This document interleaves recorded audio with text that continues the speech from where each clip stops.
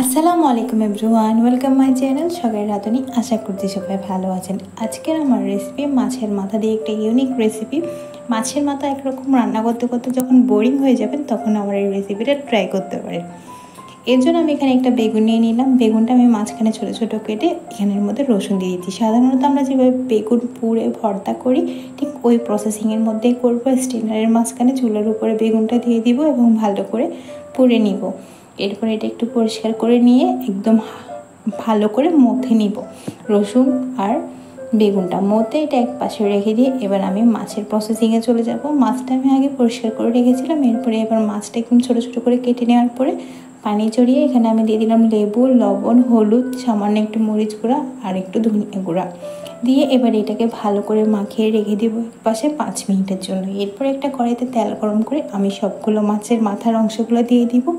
এটা ভালো করে একটু ভাজবো 5 মিনিট ধরে একদম মিডিয়াম ফ্লেমে। এরপরে চুলোটা লো ফ্লেমে এনে এখানে আমি পেঁয়াজ কুচি দিয়ে দিলাম 2টা রসুন।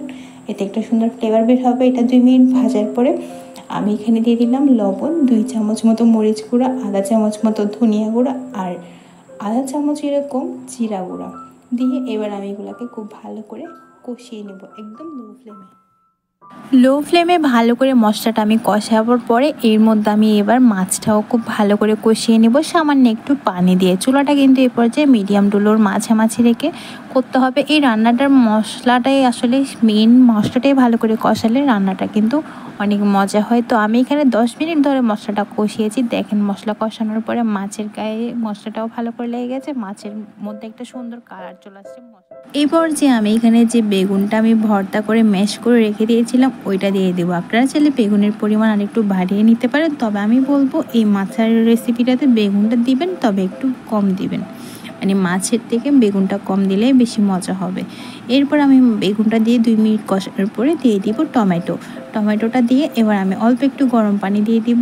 এরপরে আমি এটাকে ধনিয়া পাতা দিয়ে ঢাকনা দিয়ে একদম লো ফ্লেমে 10 মিনিট রান্না করলে কিন্তু এটা রেডি হয়ে যাবে। আপনারা চাইলে ঝোলটা আরও টানিয়ে নিতে পারেন, তবে আমি ঝোলটা এইটুকুই রাখতেছি। স্বাদ মতো লবণটা দিয়ে দিবেন, চেক করে নেবেন এই পর্যায়ে।